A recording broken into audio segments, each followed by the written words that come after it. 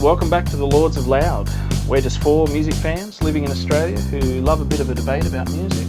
We thought we'd move our email discussions and rants into the podcast era. I'm Lord Ben, King of the Lords, and Beatles tragic prog rock fan, and I'm your host. And as always, I have with me Brett, Lord Brett, who has the perfect hair for any podcast.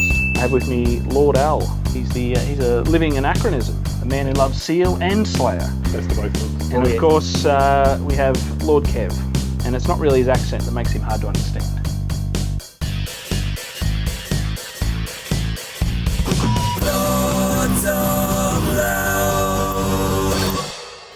And on this episode, it's another Beatles versus the world. This is round 2, and today it's the Beatles versus the Rolling Stones, U2, Michael Jackson, and Chuck Berry. Some heavyweights in there. So I'm sure that'll be a lively discussion. In the World Cup, Football World Cup, The World Cup. The group of death, when it's just like so close. That's right. So, you go in, you don't come out. Absolutely. Someone's going to die tonight. So let's kick it off with the big one, the Rolling Stones. Yeah, not too great, are they? Brett, you're a massive Stones fan. I expect you to kick this one off. So I was born the week Jumping Jack Flash was at number 1. Well, there you go. That's Do you think it's related? That's how old I am, and it's related. I think there's no doubt that back when the Beatles came up, and if we're versing the Beatles, people are either Beatles fans or Stones fan, and the Stones fans liked the seedier, edgier side of the Rolling Stones versus the lovely tailored suits of the Beatles. Yep. And I think was that's it like that? Was it really that divisive? Yeah. I think it was a lot of media beat up, but there was a fair element of that. Right. They like to point to the Beatles as the boys you'd bring home to your parents, and the Stones as you wouldn't. Bring those home to meet they your were mum. unkempt. I mean, they all had long hair, wavy, and when long hair was an issue, way before the Still an issue, Brett. That's right. So I will remind the listeners of the 4 categories that we use to judge this, and one is 5 actually. Is there 5? There is 5. Okay. You're right. There is 5. I've already forgotten one. Long hair. All right. So we've got popularity and commercial success, experimentation and artistic influence, critical acclaim, career progression and achievement, and musicianship and songsmithmanship. And So that is are we going to made-up go artist or are we going to go category? Well, we're going to deal with just the Stones, and we'll go around each category. So what we do is we give a mark out of 20 points for each of these categories to come up with a number out of 100. So, Brett, what did you have for popularity and commercial success? I got 19. I think they sold a whole stack as a group. They, especially in the UK, they're like the 4th top-selling group, even though there's no particular album that's a standout as far as sales goes. I think from a commercial success point of view, and if you want to drag touring into it, where they sort of were the forefront of arena rock. Yeah, absolutely. And they were some of the first groups to seriously make a cash out of touring, in the 70s and then again in the 80s. So absolutely, I think they're almost close to perfect in popularity and commercial success. Yeah, well, I had them at 20 points. I mean, you don't get more popular than the Stones. We had Madonna at 20. 250 million album sales. Yeah, I mean, it'd be hard to ask anybody, do you know the Rolling Stones? And I'm not, even if they're not a fan or haven't heard, couldn't name a song, it'd be hard to think That's of right. many people who don't know who they are. Mick Jagger and Keith Richards are icons. They're cultural icons. See, I mean, I think it's worth taking a mark or 2 off, and I'll tell you for why. Because I think they've had 2 fallow periods, and one of them was sort of that 80s time where they just couldn't string a decent album together. And they still filled stadiums because of their first records. But they've also just kept it going so long they've become something of a joke. and they are commercially successful. There's no denying that, you know, but at some cost maybe to like a level of credibility. So that come might back a little bit for that. Okay. Yeah, that might come into more the critical acclaim and the artistic influence score. You know what I mean? Like that might reflect. And career progression. What you're saying is very accurate. Career exactly. Career They've progression. just been that's riding right. their coattails on the same songs. Yeah. I'm trying to work towards an average already here. So what do you think, Al? What's your call? So hang on. So Kev, what do you want to give? I'm going to go for 18. 18 for Kev. Yeah. Okay. So this is popularity This And is just commercial. and commercial success. and commercial success. Purely that. Yeah. Okay, I don't know enough about the commercial success. Popularity, Just take my word for it, Al. That's it. bad idea. Listen to it here. Popularity, I don't know. I mean, it's popular where, like compared to Michael Jackson, for example, they'd have to have Compared to the most less popular you can popularity. be. Yeah, Yep. which I would put as probably Michael Jackson in terms of worldwide, not just, you know, England and its, you know, and its Commonwealth and, you know, America. So you got to be thinking who's more popular. Like if you give say an 18 or a 17, Yeah, who like gets a Michael Jackson, 20? I would say 20 Yeah. because everyone, apart from the unborn. Gangnam Style. 20. That's it. All right. So what are you settling on? Well, what did we give some of the other acts? Oh, let's just not. Come on, do Madonna that. was. Because you can't. Madonna was Madonna 20. Go retro. Madonna had 20. We can't go retro. Come on, mate. Madonna. Well, what did she end up with, Madonna? I gave her 20, but what did we end up with there? Oh, here we go. We're going back to the. Come on. Oh, my the stats. full story. I agree with them completely. I would say maybe 4. 17. 17. 17. All right. Right. Drawing blood from a bloody stone. All right. From So a rolling do we have an stone. average there, Brett? What's the average there? That's an average. Looks to I'll me get- about 18. Yeah, it's not that. I'll get back to you on that in a second. All right, I think it's 18. We've I'll got one of each, haven't we? 17, 18, 19. Yeah, so it's going to be, I reckon we call 18 as the average there. Sure.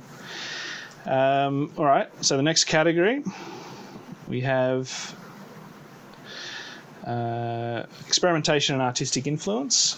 So I gave them 14 points for this. I would say they had little experimentation, and when they did, it wasn't necessarily successful. If you think of some of the period there in the late 60s, when they did try to sort of branch away from their sort of blues rock sort of roots, it wasn't necessarily majorly successful, some of that stuff during that period. But they're certainly... In the late 60s. Sorry? In the late 60s, Yeah. did you say? Okay. Yeah. That's just my call.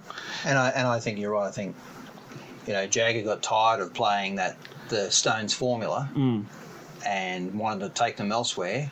And that's basically when things went off the tracks. And later on, when they started doing the revision sort of stuff, Yeah. you know, people start going, oh yeah, that's the old Stones. Yeah, I think... Is that Do you when remember when they went recorded? through that jazz phase? I don't know. Sorry, I must be thinking of something else. That's a disco. The disco. No. phase. Just thinking the Brisbane experiment. Oh, yeah. Yeah, that well documented. Yeah. No, but like I think there was that period. Yeah, sort of we're talking sort of rock and roll circus type, and just beyond that when they sort of tried to chase a Sgt. Pepper type. Like they thought, Oh yeah. let's try and do something terrible. different. Yeah. And that So sort what's of an ended up. example of that, an album? Because Because I've got a funny feeling you're going to say my favourite Stones album at this point.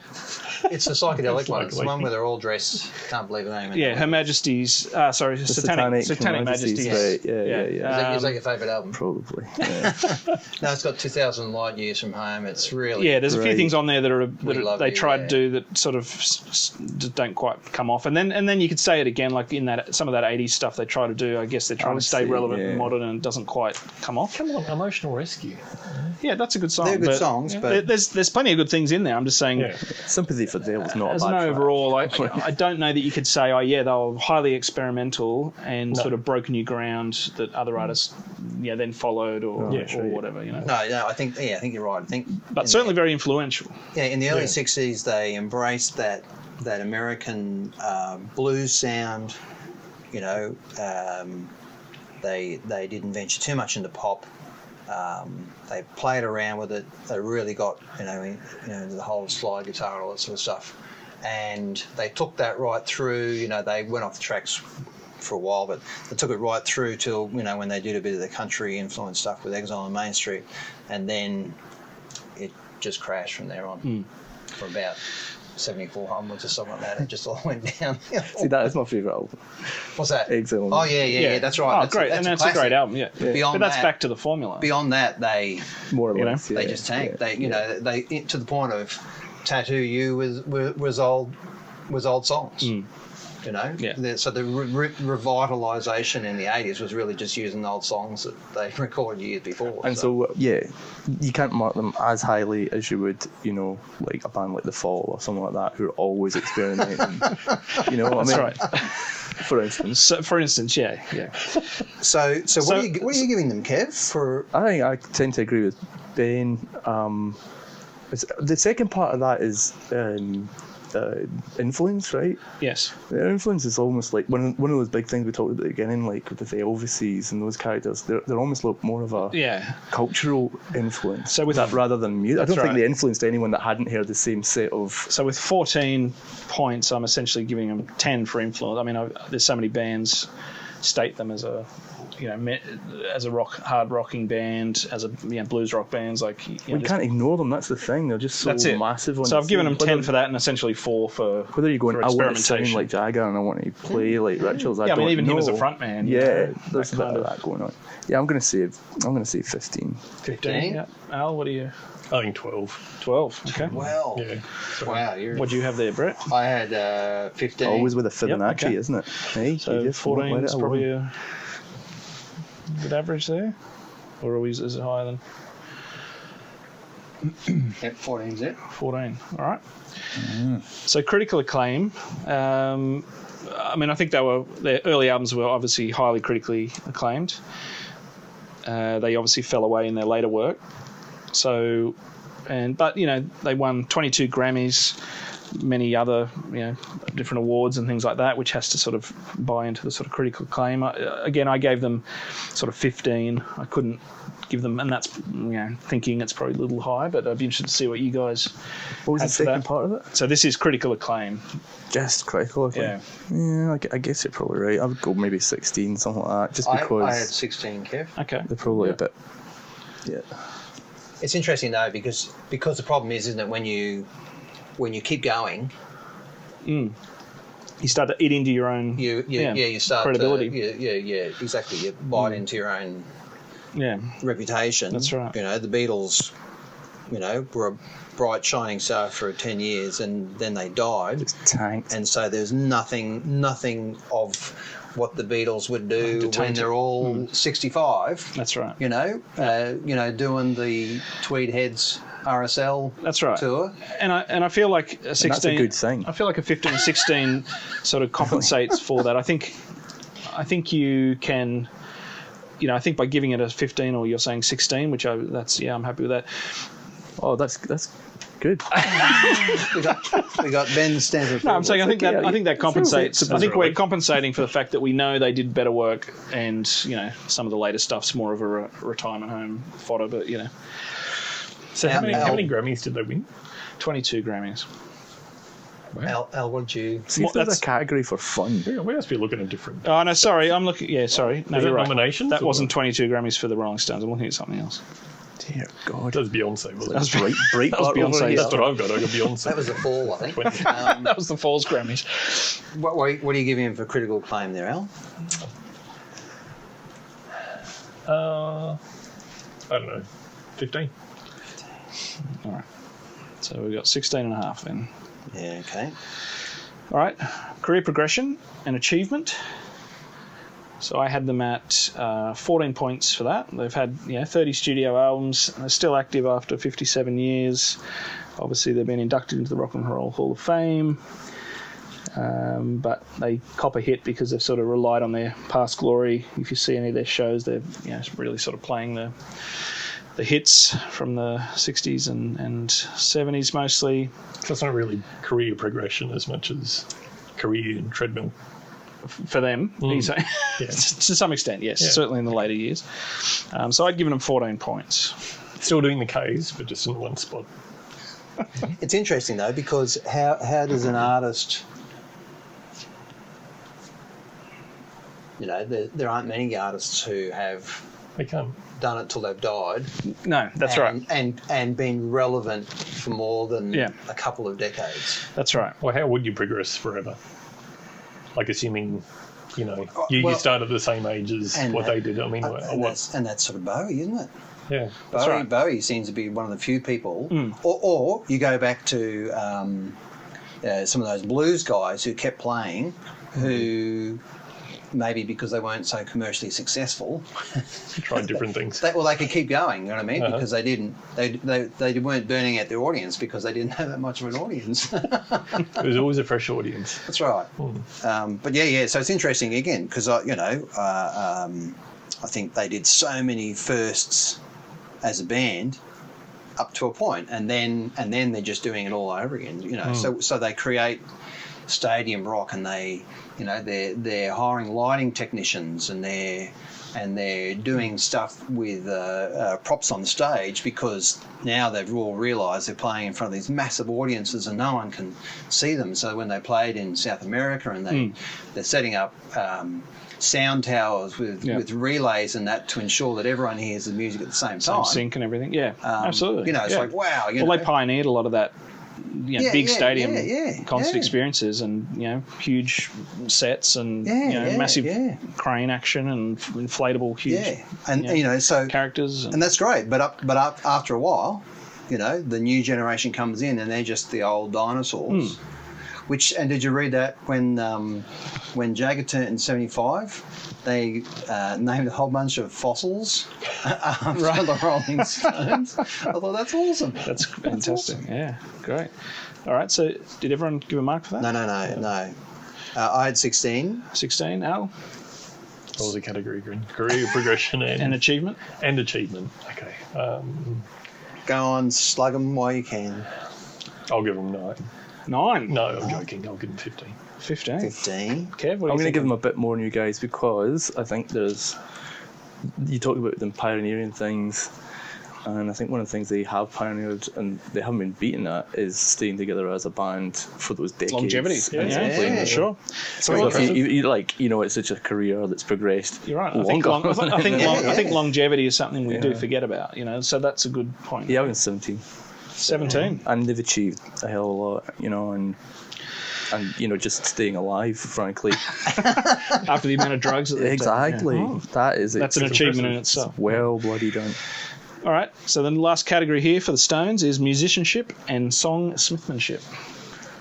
Well, I'm going to go pretty high here. Okay, so what are you going to go? I mean, we're not talking about playing outside of what you're good at, but what they do bloody well. Okay. Keith Richards talks a lot about loving just playing with another guitarist, and he's a master of that sound of just getting something right and just getting the chords happening, and and some of that delicate work he does is the country method style as well. So, and they could write a song, even if you think there's some duds in there, all the albums they've done. Yeah, I'm going to go about 18. 18. Nice. I had 19. Wow. I think you're right. I think when you go back to that early stuff, Brian Jones is bringing all those new instruments into it, and the whole African musical influence coming into it. I think he and Richards had that. It wasn't a dominant lead and rhythm. They kept playing all around one another.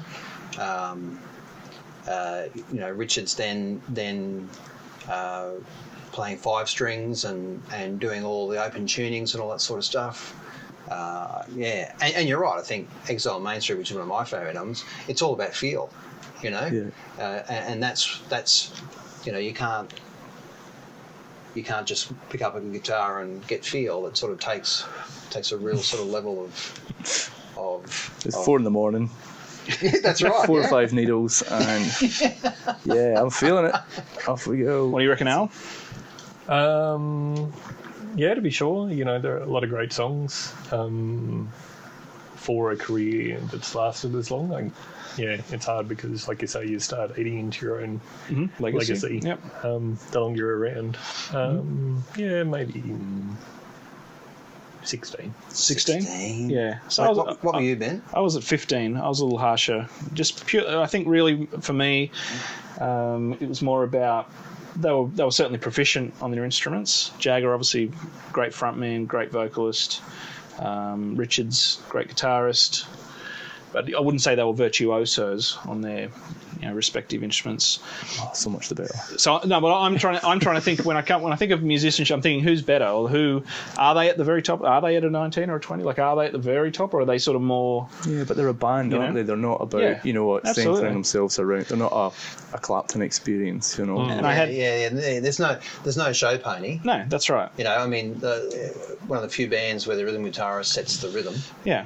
And that's what it is on this particular category is musicianship and songsmithmanship. So, and I had them down a little bit for maybe lack of variety in the song structures because they did stick to that sort of blues sort of formula. That's all. But yeah, so cool. What's the average? That was an average of 17 there. All right, cool. So let's add that up at the end. So we're done with the episode. We're done with the Stones. Your idea is that the Beatles, just sit there waiting to take everybody on. Yep. But in their day, the Stones were seen as their biggest competition.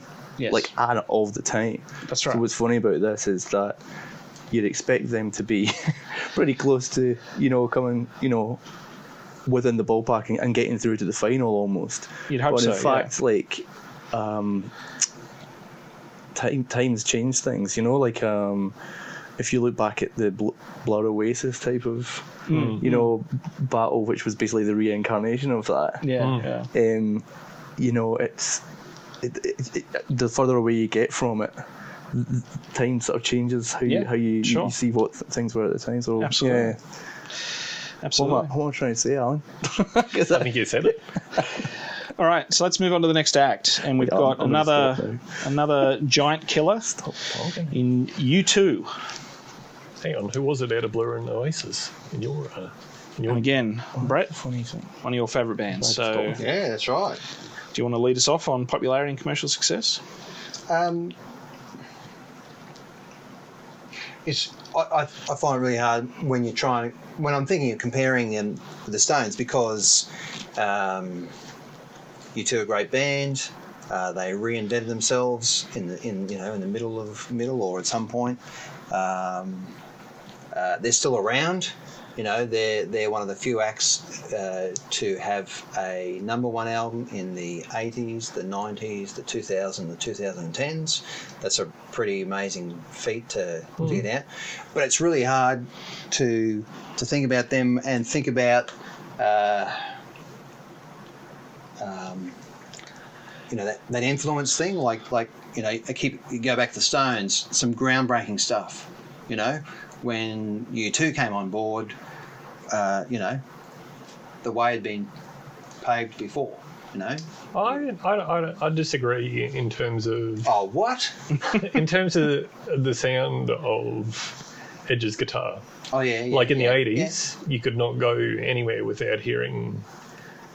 delay loops. Yeah, delay loops. Or at some stage in some bands, songs, that style of guitar would pop in.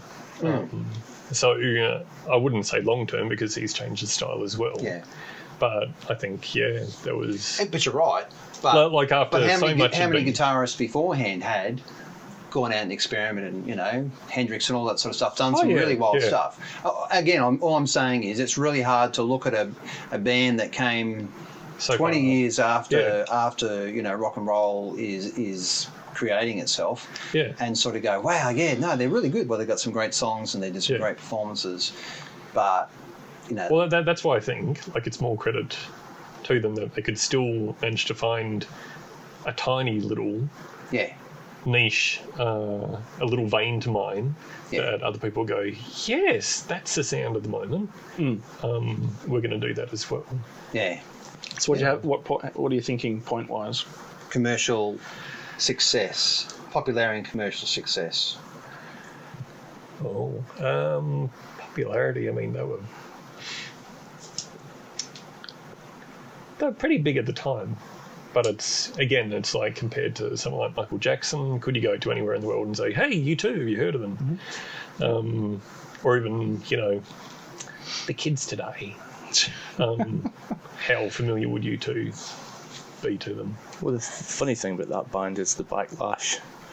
Yeah. It's just the huge backlash. The sort of Coldplay thing happened as well. It just like they got so big and then it was just fun to knock them down. Yeah. So yeah, they were popular, but they were never going to allow to be like our next Rolling Stones for some reason. I don't know what the difference is really, but it was just like, nah, you've had your time in the sun. That's just maybe because they kept on.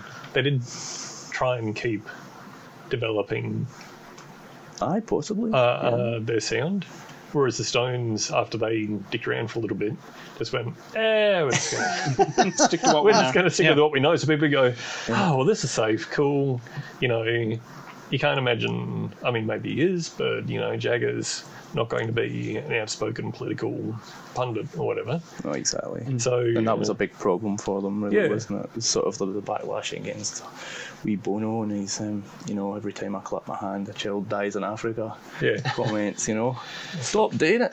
Yeah. And they also proclaim themselves the greatest rock and roll band at some point, didn't they? Did they? Well, that was the rattle and hum problem, wasn't it?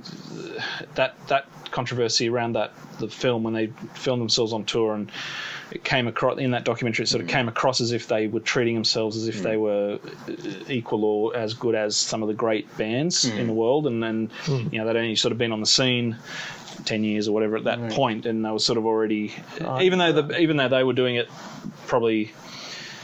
In a semi-joking way, it sort of came across as they were serious about how good they were and sort of putting themselves on that sort of pedestal a little bit. And that, they copped a lot of backlash. Yeah. It's only if you do it for like 5 years into the Beatles that you can do that. That's right.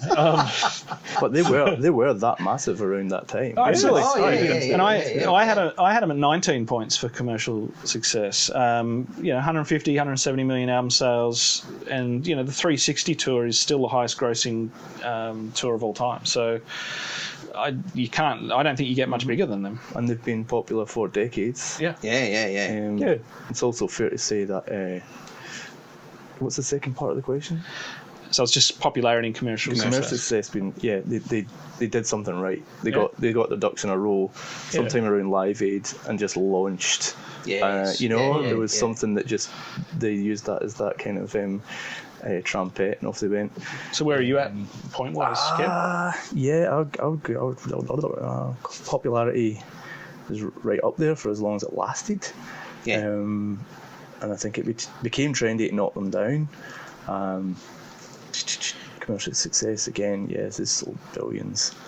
So it'd have to be 17. 17. What were you going to say, Al? I was going to say 18. 18, yeah. Okay. And I just think the ability for a band to reinvent themselves and for that to be successful, that's to be commercially successful. Like any band can go away and say, hey, I'm now going to go and, have some jazz cigarettes and write some love songs or whatever, with just an acoustic guitar. I can do that. But to actually do that and for it to be commercially successful and for them to get a whole bunch of new fans and launch off, the second part of their career. Well, I think that's, which leads us into the next category, which is experimentation, artistic influence. I think, and that happened after that sort of rattle and hum period. They took a break. They'd been touring sort of relentlessly for quite a few years. And they took a sort of a break and came back with sort of Achtung Baby, which was a massively successful album and really took them in a whole nother direction, which led into the whole pop, the sort of rock pop phase of their career. So for that I had them at 14. I thought 14. Yeah, I mean, I think they certainly experimented with, the electronic rock sounds and sort of that post-pop, if you want to call it that.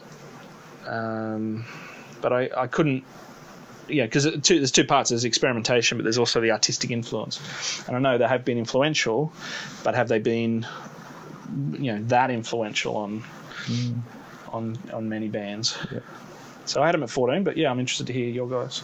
I had him at 18. I just think Okay. I think the experimentation was, was off the charts. I think, because compared to where they were with Rattle and Hum to go to. But even going back to your point about Edge just taking, becoming the, seminal textural guitarist, in the early part, and then him reinventing his style anyway. But for the whole band to then, do the whole loop to loop and do it again, And the hats, you can't. Can't I don't forget Bono's hair. The fact, That's right. That's right. he started off in a cowboy hat for God's sake, and then went to a beanie. I mean, who does that? Bold. So sorry, is everyone giving a score for that then? No. Oh no, we're still going. I'm more like Ben. I'm going to go 15ish. I think 15. I'm not. So sorry, you're at 18. Yeah, where are you, Al? Al, where are you? Massive amount of creative experimentation. Yeah, look, I'm not sure about influence, but I think experimentation was pretty good. 16. 16. Okay. All right. Next category, please. Critical acclaim. So I had them at 15. I think they were certainly, their early albums were highly acclaimed. Obviously, they fell apart a bit in the later work, as many bands are along for a long time do. And they had the 22 Grammys, which is more than any other band. So that's why I had them at 15.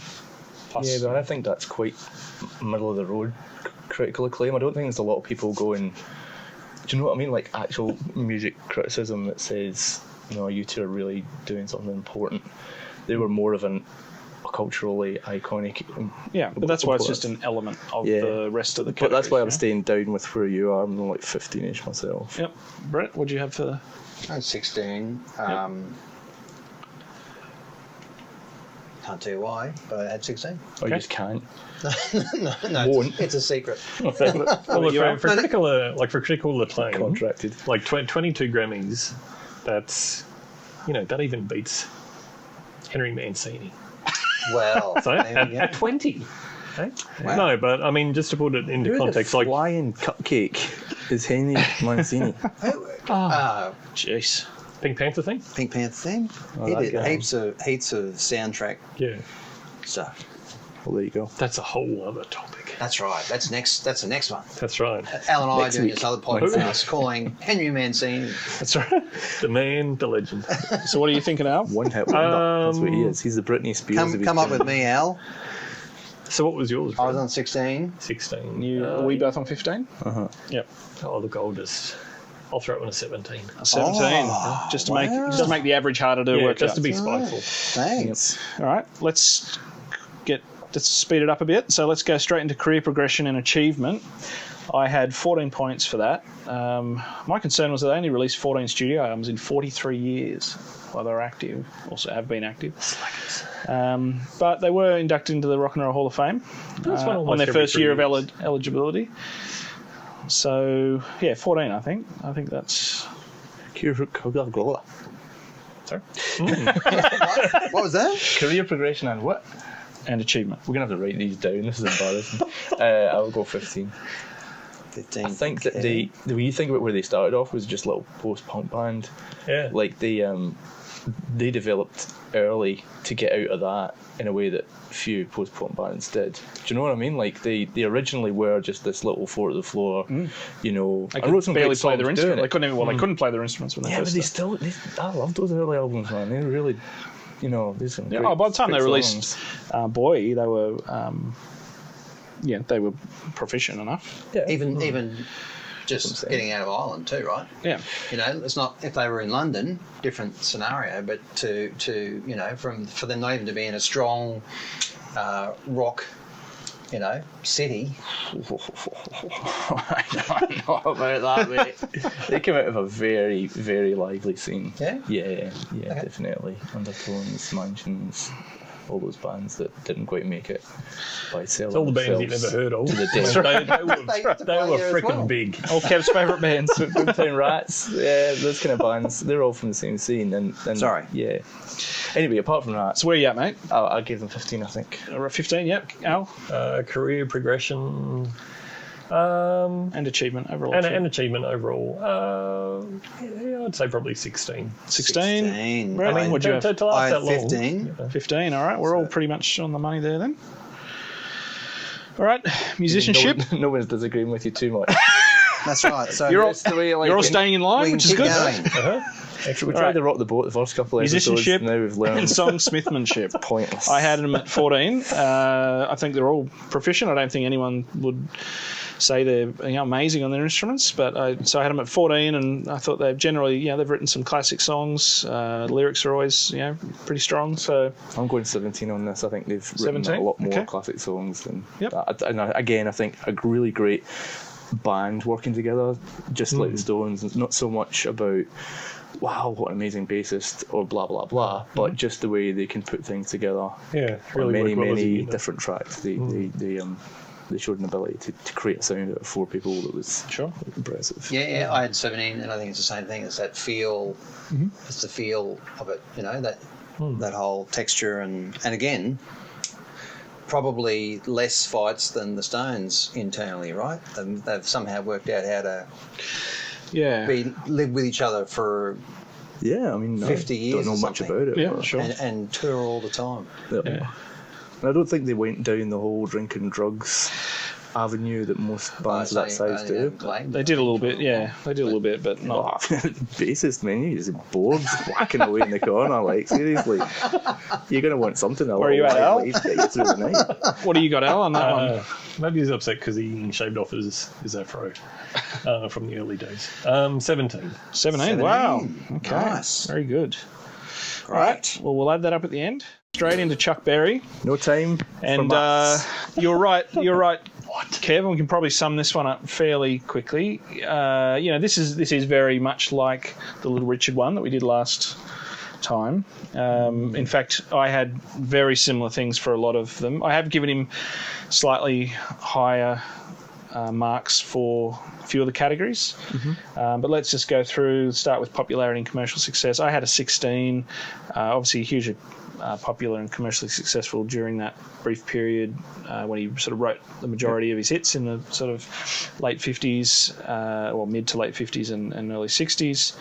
And obviously a high lasting popularity. Again, the music lives on. There'd be barely a band alive who hasn't covered something, even if it was just when they were kicking off. That's right. Warming up with Johnny B. Good or something. It's a really good point, because we weren't there to experience the success the way we were to experience and judge it for ourselves. That's it. But you can judge it in that sort of longevity and what's lasted.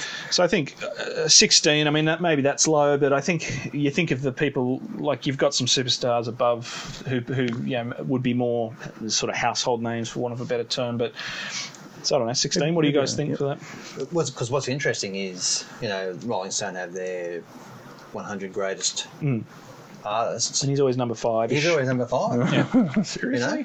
He's number 5. Yeah. Because of his that influence. I mean, so when we get the influence thing, we expect, the scores to go up.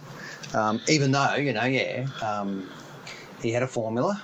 It's like saying that the first guy to fart on command influenced, the wind instruments, and he should be, you're given full credit. Farting on command. This is first guy. This is where you get the chance to put your score in now. So what are you going for popularity and commercial success?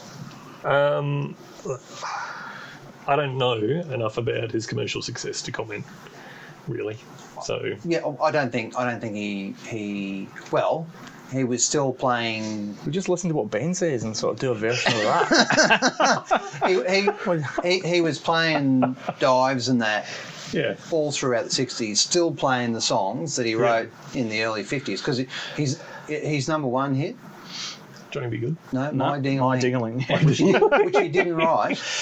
Right. But because it was it was that crazy, fun, stupid song. Yeah. That's the one that was his number 1 hit. I've always seen it's quite a heartfelt, thoughtful.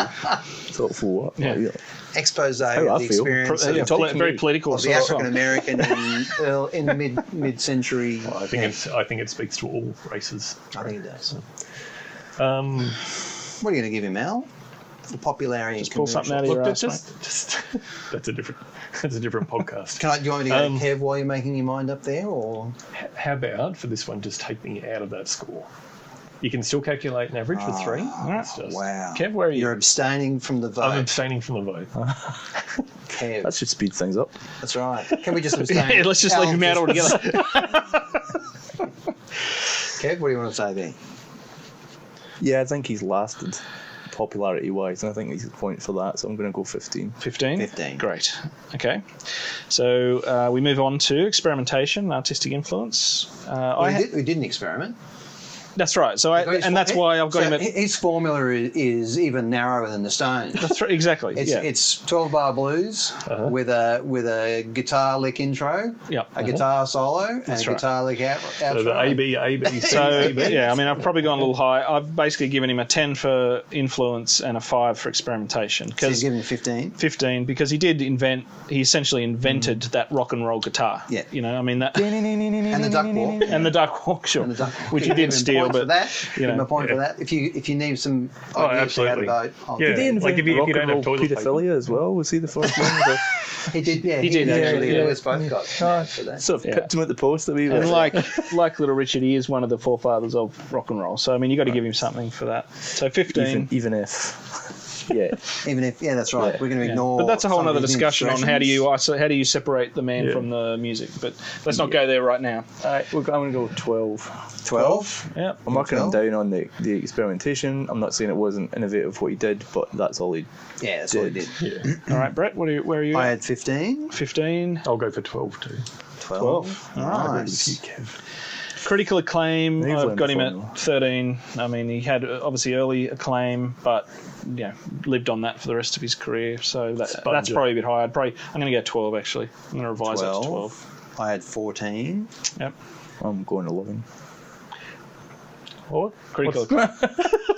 Critical acclaim. Looks so I sad. don't know. Like, what's is he in the Hall of Fame? He's in the Hall, but that comes I under imagine career he would progression be. and achievement. But yes, he's in the Rock and Roll Hall of Fame. He was in the first round of inductees along with Little Richard for the Rock and Roll Hall of Fame. Like I said, he's number 5 on the 100 greatest. So I mean, that's got to count for critical acclaim, doesn't it?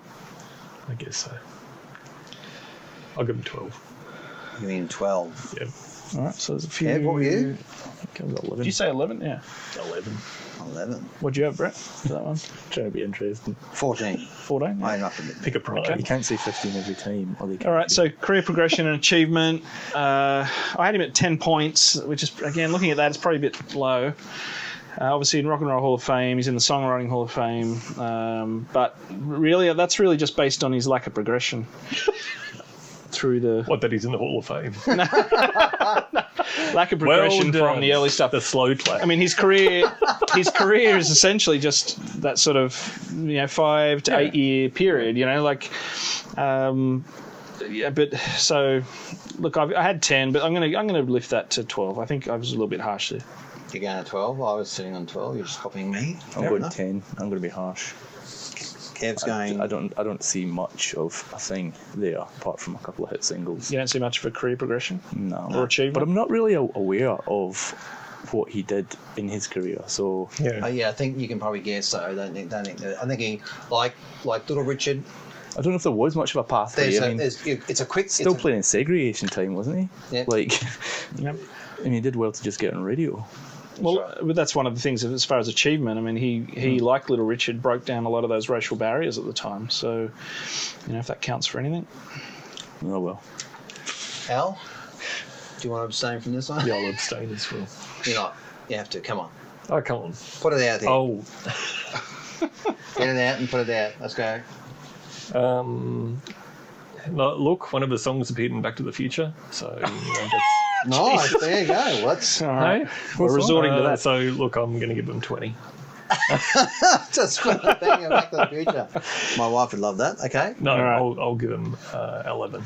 11. I took Okay. Kev's cue on that one. So we're going to go down to musicianship and songmanship. I had him at 14. I think, he was a great guitarist. Obviously, defined that rock and roll guitar sound, which many, if not every certainly in the early 60s, band and guitarist copied.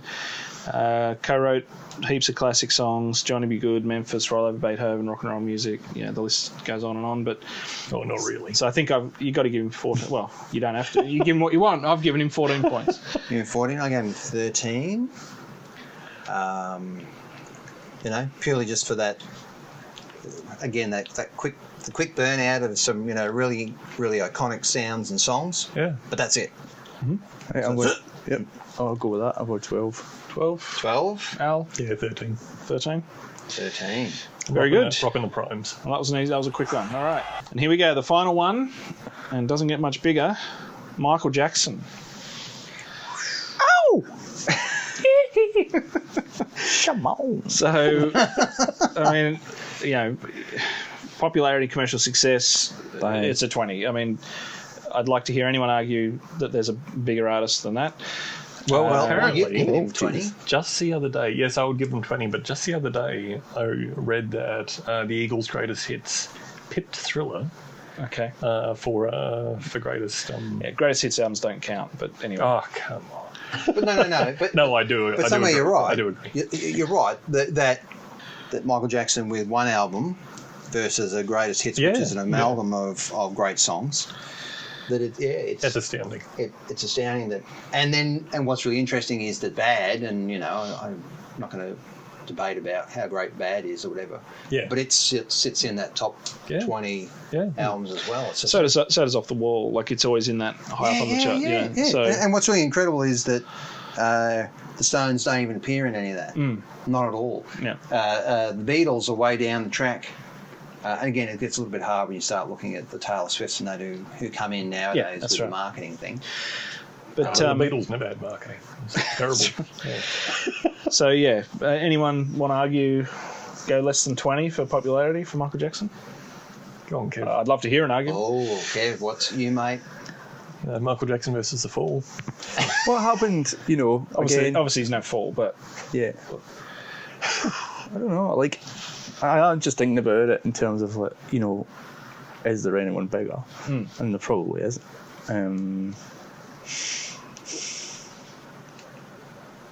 He'd have to be one of the few people that you would say is globally a global icon. Because the point before was how many people in Africa would know Mick Jagger? Personally, well. Man, that's tough criteria. Well, I'm sorry. Michael Jackson door knocked everyone in Africa, apparently. They got the sales up. The sales up on Thriller just so he could knock off the Eagles. So what was part B in this category? This is popularity and commercial success. Yeah, it's 20. 20? Yep. So we're all happy with 20 there, I think. That's a clean sweep of 20. All right, so experimentation, artistic influence. I had him at 16 here. Obviously pioneered that sort of 80s dance music, pop sort of sound, and sort of took that through to the 90s with, was very experimental with pop generally. I mean, he pushed the boundaries of what pop could be, and obviously experimented with the visual side of it as well, with some of these groundbreaking clips and that sort of thing. And, highly influential over other musicians as well. Yeah. So you're right, I think the whole, and is it just because he had money and was being extravagant, but the whole video thing, and let's not debate whether that was a great thing or a bad thing, but full credit to him for making was it the way you make me feel? That film clip being incredibly rapey, but having the female character appear interested in him, but interested in him despite that. It was a different time, Al. This is pre the Me Too movement, and I'm not trying to minimise that, but it is. Yes, it is a quite hard to watch that clip now in the current. There's quite a few climate. of his videos that are hard to watch for all sorts of reasons. That's right. I'm not trying to be funny. Like seriously, he again has a somewhat tainted. Outcome. Let's call it that. Yes. But So what in terms of influence, massive. I'm going to go higher than you, Ben. I think you went at 16. 16, I'm going to go 18. Okay. 18. Because if you come outside of white culture and you talk to anyone in the R&B world, they just talk about Jackson straight away. Sure. It's just like it's just number one touchstone. Yep. Just everyone Would you say wants to be him. he experimented broadly enough to warrant? I think he 18. gets points. He gets points for experimentation, definitely. If you look at songs like Billie Jean and the way that just swept along, like the songs like Thriller, the production that went into that inspired countless studio freaks to higher levels, and still the influence of that is in all that R&B music now. So would you say he experimented with different musical styles and sort of song structures and things like that, though? no, I think probably not. It was various versions of soul songs, rap songs, hip hop sounds. It was always Michael Jackson though, and that was one of the amazing things about what he did, was that it was always a Michael Jackson song. And it didn't sound like anyone else. That's not necessarily about experimentation, but it is about putting your stamp on something. Okay. And So that was an 18. What did you have, Al? Sorry. So it's experimentation and Artistic influence. artistic influence. Oh, okay. God. I'll say write 16. 16. 16, Okay. I had 17. Okay. Yeah, what's really interesting too, again, is not necessarily that reinvention, but after all that Quincy Jones stuff, and then he went back out to the dance music scene and started working with other producers there. Again, I just think that's really interesting that.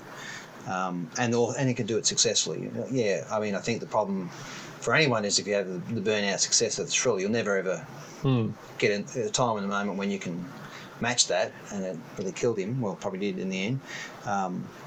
So how do you compare anything else he did beyond that? But it's the same thing. I think he did some really interesting things later on with dance music that would probably foreshadowed. As Kev said, some of the people today would point directly at some of that stuff and go, "Yeah, that's where he got me." yeah, he's like God, really. Wow, that's Okay. he's So God. That's 20. Critical across the acclaim. board. Critical acclaim. I had him at 12 for critical acclaim, and you might feel that's pretty low, but That's pretty low. he only had 3 acclaimed albums, really. So all of his work in the 70s essentially was not acclaimed. It was pretty weak. And then the albums after Bad were relatively weak. Dangerous is sort of middle of the road, and obviously the posthumous. I thought the one after was even worse. Yeah, absolutely. All that stuff It was called even worse. Oh. Hey, old joke. Hey, dad jokes. Hey, thank you. I didn't come here for this. So really, you're home breaking his career down to essentially 3 albums. When it comes, 3 critically acclaimed albums and masterpieces, but you're really talking about 3 albums in a career that spanned 20, 30, 40 years. So I'm talking just solo now, not the Jackson 5 stuff, obviously. So But you're 12. I'm at 12. I'm going higher. I'm going 14. Okay. And I think he's also a performer. Like his live stuff, it's dancing. This is the other side to what he put out there. Wasn't just. So this is just critical acclaim, remember? Yeah, but I mean, I think there is a claim for his performance as critically as a acclaimed. whole. Yep. Yeah. Sure. Yeah, because, and you're right, because he has that influence amongst the critics as being an entertainer. Sure. It's not purely just I'm listening to the album. It's like, no, I'm going to the show, and it's a show. I went to the one here in Brisbane. I can't remember when, and wow, it's up there with from an entertainment point of view. Yeah, It's yeah. like, wow, I can't forget it. Yeah. Yeah. Did you have your wee white glove on and everything? So what do you have, Brett? I had 15. So Kev was 14. For critical acclaim. Critical This is acclaim. just critical acclaim, yeah. I'd say 17. Whoa. Yeah. Yeah, Yes. he's had stacks of awards for all sorts of things, Okay. like across a whole range of, whether it's songs, movies, Yeah. nose jobs, whatever. And I think the albums that he did put out were acclaimed in a way, on a level of artistry, and in a way that a couple of the other artists we've talked about tonight probably wouldn't have been. As someone who's really trying to say something. Okay. Yeah. All right. So in career progression and achievement, I had him at 17 points. It's hard to think of many who have achieved more. I mean, he's Rock and Roll Hall of Fame, Songwriting Hall of Fame.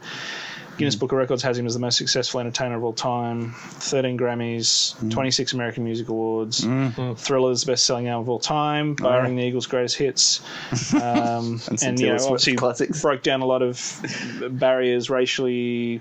His whole sort of peace movements and things like that. And think about the charity he's always work. trying to put that message as well, wasn't he? He was really a message guy. And think about where he came from, like notwithstanding the sort of abusive childhood idea, like the child performer thing, breaking out of that, getting into the Jackson 5, leading that, then becoming his soul. Yeah, exactly. Yeah, and right.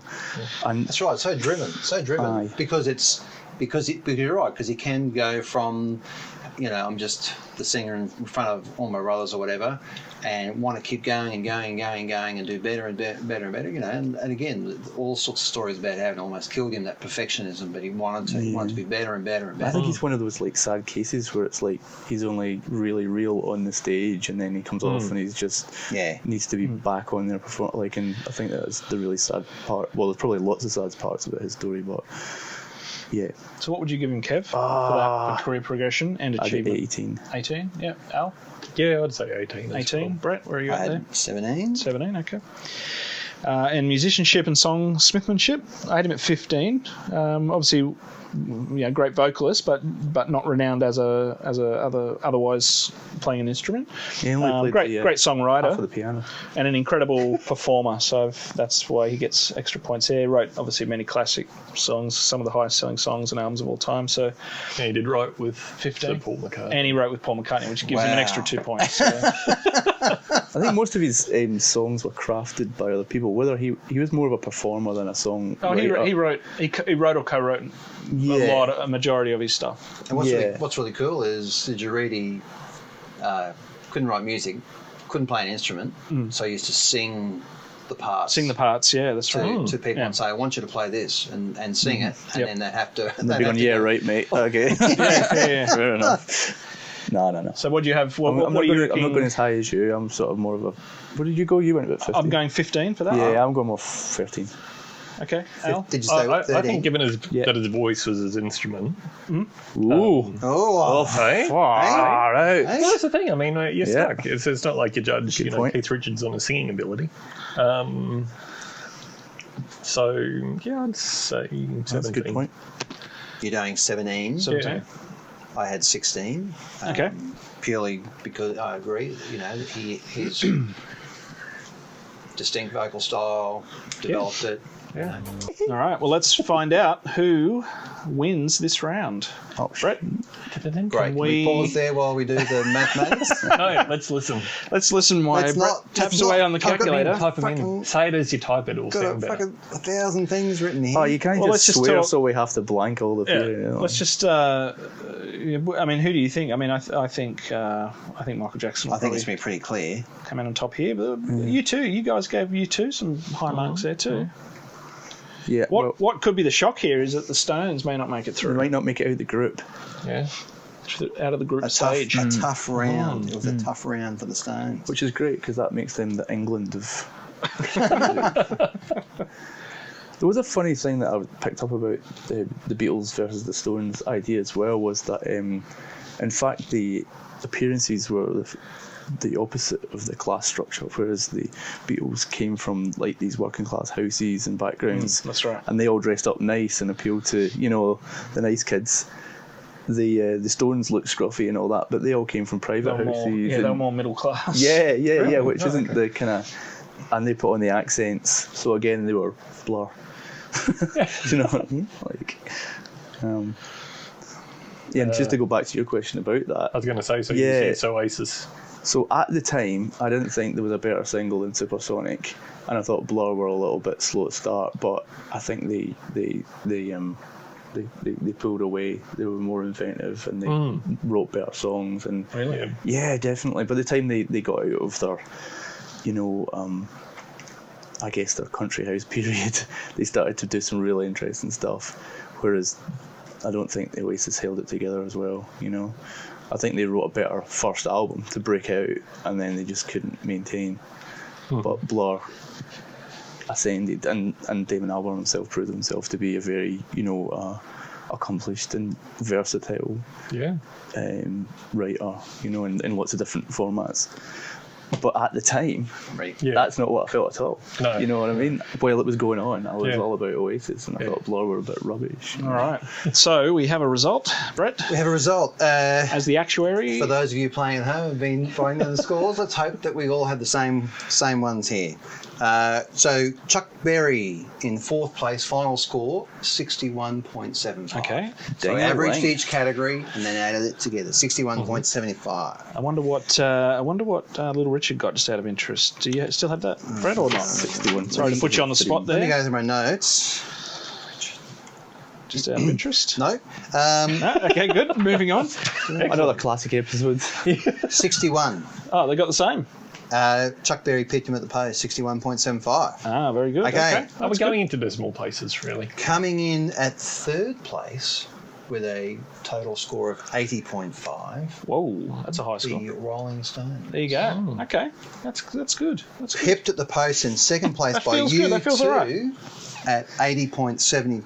Oh, Jeff's got him. Well. And the winner of this round, Michael Jackson, at 84. 84 points. Strong. That feels that they all feel like where they should be on the score wise. Now, going back, looking at where I we wonder were. what the Beatles are going to be. Looking back at where we were. Beatles are 100. We've already established that. Madonna got 75. Okay. And who was the other person?